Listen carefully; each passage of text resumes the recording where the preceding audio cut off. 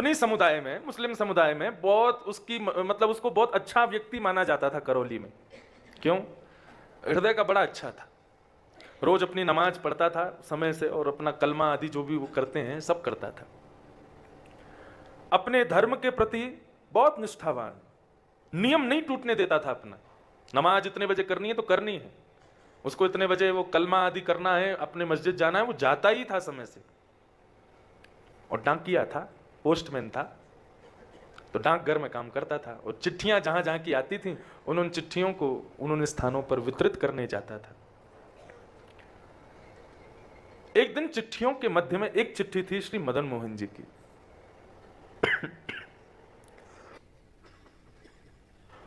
प्रसाद मिल गया मुझे भी, ये बद्रीनाथ भगवान का प्रसाद है। लेकिन ये अच्छा है कि विश्राम के दिन ही मिला, कहीं मिल जाता पहले से ही तो हो जाता कल्याण। फिर तो अशोक शास्त्री जी को बुलाना पड़ता कथा के लिए, वही कथा सुनाते। फिर बहुत अद्भुत कथा करते हैं, कभी कभी रात में सुनाते हैं मुझे। त्वदीयं वस्तु गोविंद ग्रहण सुमुखो भुक्त्वा, खट्टी मीठी पामे शंकर जी पामे। अपने आप श्लोकों का सृजन करते हैं। तो काले खां के पास जब चिट्ठी आई तो उसमें एक चिट्ठी थी मदन मोहन जी मंदिर की। गए, सब जगह वितरण करते हुए जैसे देखा सिद्धि चढ़ के ऊपर मदन मोहन जी का मंदिर, तो बोले कि मैं तो डाकिया हूं और ये मेरे नहीं तो हिंदुओं के खुदा हैं, मैं जाने में क्या दिक्कत है। ऊपर चढ़ करके गए और जाकर के जो द्वारपाल था उस द्वारपाल को ही चिट्ठी दे दी उन्होंने और कहा ये मंदिर की चिट्ठी आई है मदन मोहन जी की, तो जो भी मदन मोहन जी हो उनको दे देना। उसको क्या पता थी मदन मोहन जी साक्षात ठाकुर जी हैं। बोले मदन मोहन जी की चिट्ठी आई है उनको दे देना। उसने कहा ठीक है। अब वो बाकी की चिट्ठियां अपनी रख रहे थे, इतने में ही द्वारपाल ने दरवाजा खोल के भीतर प्रवेश किया और यहां चिट्ठी रखते हुए उन्होंने केवल दृष्टि उठा करके उस हल्की सी खुली हुई किवाड़ से भीतर ठाकुर जी के उस त्रिभंग ललित स्वरूप को देख लिया। और जैसे ही वो स्वरूप देखा, एक क्षण के लिए वो स्वरूप दिखा और इतने में ही दरवाजा बंद कर दिया अंदर से द्वारपाल ने। अब तो ऐसी स्थिति मनस्थिति काले खां की हो गई, वो सीढ़ियों से ऊपर से नीचे उतरने में 5 बार लड़खड़ा गए और बार बार पीछे मुड़कर के देखें ये कौन था भीतर। ये ऐसे वंशी हाथ में लिए, त्रिभंग अपने दोनों पैरों को मोड़े हुए, मुकुट टेढ़ा सा धरे हुए, ये स्वरूप किसका है, ये कौन है। अब तो काले खां की ऐसी स्थिति हो गई कि वो नमाज पढ़ने जावे तो उसको ठाकुर जी दिखे, वो मस्जिद में अपने खुदा को वंदन करने जावे तो वहां उसको ठाकुर जी दिखाई दे, अपने घर लौट करके आवे और खिड़की पर बैठे बैठे मदन मोहन जी के मंदिर को ही देखते रहते हैं। वो बोले वो कौन है जो भीतर बैठा है। अब तो ऐसी स्थिति हो गई काले खां की कि अब रहा नहीं जा रहा बिना देखे। एक दिन, 2 दिन, 3 दिन निकल गए, लेकिन 3 दिन में जब ऐसी स्थिति हो गई कि जैसे बिना सांस के मानव हो जाता है, बिना जल के हमारा गला हो जाता है, ऐसी ऐसी उनकी स्थिति हो गई काले खां की। अब तो काले खां ऐसा करने लगे, झूठी झूठी मदन मोहन जी की चिट्ठियां खुद बनाने लगे ताकि इस बहाने जाऊंगा तो सही। और लेकर के जाते और कपते हुए हाथों से उस द्वारपाल को देते, बोले ये मदन मोहन जी की चिट्ठी आई है, उनको दे देना। अच्छा सुनो, वो उस दिन जब तुम भीतर जा रहे थे, तुमने थोड़ी सी किवाड़ खोली थी, तो भीतर एक वो टेढ़ी सी टांग करके और ऐसे बंशी हाथ में लिए, वो टेढ़ा सा सिर करके एक मुझे कुछ दिखा था, वो कौन है। बोले वो हमारे ठाकुर जी हैं, वही मदन मोहन जी। बोले वही मदन मोहन है। बोले हाँ। अच्छा ठीक है, ये चिट्ठी दे देना। द्वारपाल बोले हाँ मैं दे दूंगा। बोले अभी दे आओ ना भीतर। बोले अरे अभी कुछ सेवा चल रही है, बाद में दे दूंगा। बोले 2 मिनट लगेगा, दे के आ जाओ ना। उनको ये प्रलोभन था कि ये भीतर जाएगा, गेट खुलेगा तो मुझे दिख तो भी जाएंगे। लेकिन द्वारपाल नहीं गया। ऐसा विरह प्रदान किया काले खां को ठाकुर जी ने। अब तो वो ना तो नमाज पढ़ पाते हैं, ना अपना कलमा कर पाते हैं, ना मस्जिद में जाकर के अपने खुदा का वंदन कर पाते हैं, कुछ नहीं कर पाते। अब तो बस दिन रात वही स्वरूप, वही झांकी उनके मन में चलती है। काले खां कहते हैं, क्या कहते हैं,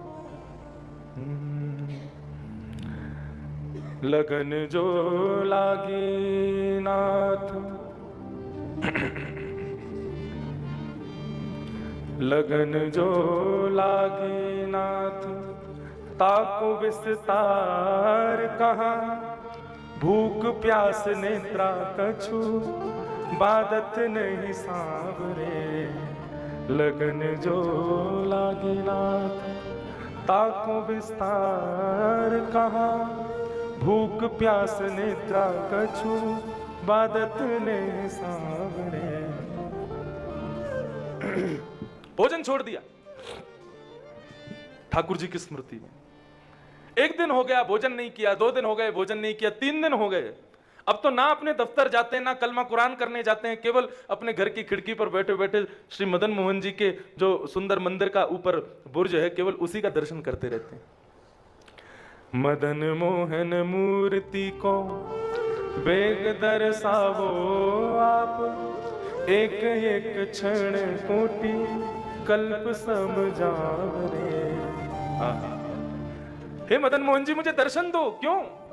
क्योंकि आपके बगैर एक एक क्षण भी मुझे कल्प के समान लग रहा है। मुझे ऐसा लग रहा है कि ना जाने कितना युग बीत रहा है आपके दर्शन के बगैर। ऐसी स्थिति। सुंदर कटाक्ष तेरे निरखत आनंद होता, मेरी कही मान नैन नैनन ते मिलावरे। आपके सुंदर स्वरूप, सुंदर कटाक्ष को देख करके मेरो मन उन्हीं में ही अटक गए हुए। हे नाथ, मुझे तो ऐसा लगता है मेरे कलमा कुरान और मेरे समुदाय के जो भी नियम हैं, उनके पालन का मुझे फल आपके रूप में मिला है। ठाकुर जी का स्मरण करते। रात्रि में जब 3 दिन हो गए, तब ठाकुर जी को शयन करा रहे थे गोस्वामी जी, और शयन के समय पर एक बंटा भोग ठाकुर जी के पास रखा जाता है। रात में अगर भूख लगे तो ठाकुर जी उसमें से कुछ पा लेंगे। उस बंटा भोग को रख करके गोस्वामी जी कपाट बंद करके चले गए, और यहां बैठे बैठे काले खां, ताज खां बैठ करके ठाकुर जी का सुंदर स्तवन कर रहे थे। इतने में ही एक दिव्य प्रकाश उनके कक्ष में प्रकट हो गया।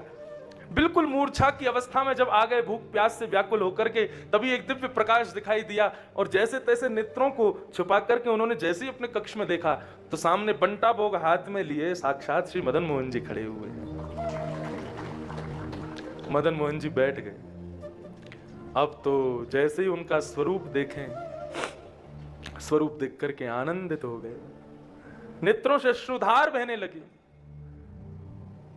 ठाकुर जी अपने कर कमलों से अपना जो बंटा भोग है, उसी के भोग का ठाकुर जी उनको रसस्वादन करा रहे हैं, उनको खिला रहे हैं। कितने कृपालु हैं नाथ। एक म्लेच्छ के ऊपर, जिसने कभी जप नहीं किया, कोई नियम नहीं किया, कोई तप नहीं किया, कोई साधना नहीं की, किसी भी प्रकार से ठाकुर जी के योग की उसके भीतर एक गुण नहीं है, लेकिन ठाकुर जी उस पर कृपा करने के लिए पहुंच गए।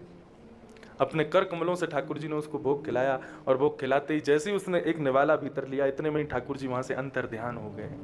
अपना दर्शन करा के ठाकुर जी वहां से अंतर ध्यान। रात भर मूर्छावस्था में पड़े रहे। प्रातः काल का जब समय हुआ,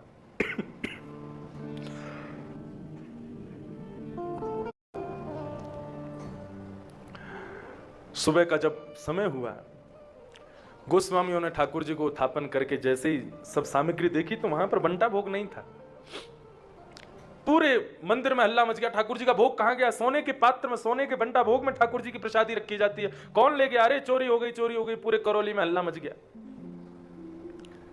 गोस्वामियों ने बड़े बड़े अफसरों को बुलाया, बोले ठाकुर जी का भोग चोरी हो गया। ठाकुर जी भोग चोरी नहीं, भोग जिस पात्र में था सोने का, वो चोरी हो गया। इतने में ही सामने से काले खां ऊपर चढ़ करके आने लगे, और हाथ में वही बंटा भोग जिसमें ठाकुर जी प्रसादी लेकर के गए, वो लेकर के आए। गोस्वामियों ने जैसे ही उनके हाथ में बंटा भोग देखा, तुरंत कहा इसको बंदी बना लो, इसने चोरी की है, म्लेच्छ है, हमारे ठाकुर जी की सामग्री चुराता है। बंदी बना लिया उनको।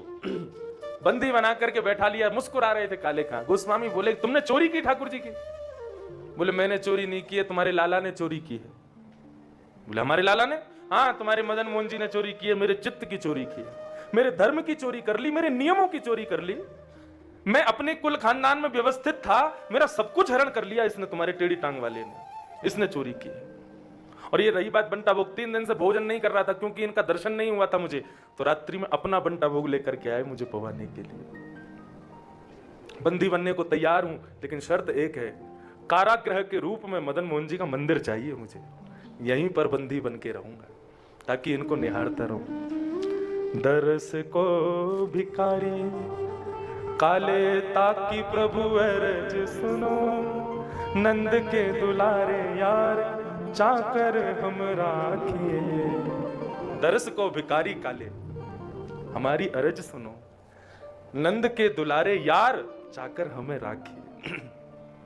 हमें अपने मंदिर में चाकरी दे दो। कैसे कृपालु है नाथ, उस काले खां पे कृपा की। ऐसे ही ताज खान हुए, काले खान हुए, ये सब मदन मोहन जी के शिष्य हुए। कितने कृपालु हैं नाथ, विचार करो। कंबा दयालुम शरणम ब्रजेम। हम विगत 7 दिनों से यहां बद्रिकाश्रम में रह रहे हैं, ये ठाकुर जी की अनुकंपा है, ये कृपा है हमारे ऊपर। नहीं तो ये मानवों के लिए स्थान नहीं है, ये देवताओं का स्थान है। लेकिन फिर भी 6 महीने के लिए ठाकुर जी हम सबको अनुमति देते हैं यहाँ आने की। 2 वर्ष से नहीं दी थी किसी को भी अनुमति, केवल आप लोग ही ठाकुर जी का मुखोल्लास कर रहे थे। लेकिन ये कृपा नहीं है तो क्या है, बहुत कृपालु हैं ठाकुर जी।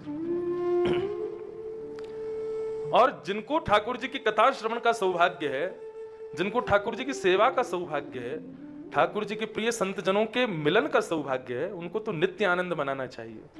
कितने प्रसन्न है ठाकुर जी हमसे, जो हमको ये सब दे रखा है। बड़े कृपालु हैं। तो जो अविज्ञ हैं, अनविज्ञ नहीं है, जिन्होंने पूतना के रूप को पहचान लिया, आकाश और जितने आए सबको पहचान गए। और तेने ब्रह्म हृदय आदि कवये मुह्यन्ति यत् सूरय। ब्रह्मा बालकों का हरण करके चले गए थे, भगवान के ग्वाल बालों का। तो ब्रह्मा को अपने हृदय से जिन्होंने ज्ञान प्रदान किया, और गिरिराज पर्वत धारण करके मुह्यन्ति यत् सूरय, देवताओं के राजा इंद्र को भी जिन्होंने मोहित कर लिया। तेजो वारी मृदाम यथा विनिमयो यत्र सर्गो मृषा। पृथ्वी जल तेज वायु आकाश, ये 5 तत्व हैं। इन 5 तत्वों से ही पूरी सृष्टि बनती है। लेकिन इनको अधम बता दिया गया, पंच रचित अति अधम शरीरा। 5 रोते रोते ठाकुर जी के पास गए, हम अधम हैं। भगवान बोले कोई नहीं, अब मैं तुमको स्वीकार करूंगा। इन 5 तत्वों को कृष्ण लीला से जिन्होंने स्वीकार किया, पृथ्वी मृद भक्षण, मिट्टी खाई, पृथ्वी को पवित्र किया। अग्नि, 2 बार अग्नि दावाग्नि का पान किया ठाकुर जी ने वृंदावन में, अग्नि को पवित्र किया। वायु, तृणावर्त आया था, तृणावर्त था, हाँ तृणावर्त, वो बवंडर के रूप में आया था, उसको मारने के लिए गए, वायु को पवित्र किया। पृथ्वी जल, पृथ्वी अग्नि वायु जल, जल को पवित्र किया कालिया नाग का मर्दन करके। और आकाश को पवित्र किया। 6 महीने तक इस खुले आकाश में ठाकुर जी ने रासव विहार किया। 5 तत्वों को पवित्र किया। तेजो वारी मृदाम यथा विनिमयो यत्र त्रिशर्गुम मृषा। 3 स्थानों पर लीलाएं की ठाकुर जी ने, व्रज, हस्तिनापुर और द्वारिका। इन 3 लीलाओं की ठाकुर जी की लीलाएं हैं। धामना स्वेन सदा निरस्त कुहकम। अपने धाम को प्रस्थान करने से पूर्व उद्धव को ज्ञान उपदेश दिया। और क्या कहा? बोले उद्धव, अब इस ज्ञान को लेकर के तुम कहां जाओ?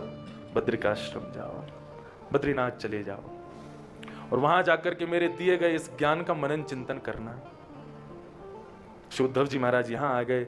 ऐसे धामना स्वेन सदा निरस्त कुहकम सत्यम परम धीमहि। ऐसे परम सत्य श्री कृष्ण को हम बारंबार प्रणाम करते हैं।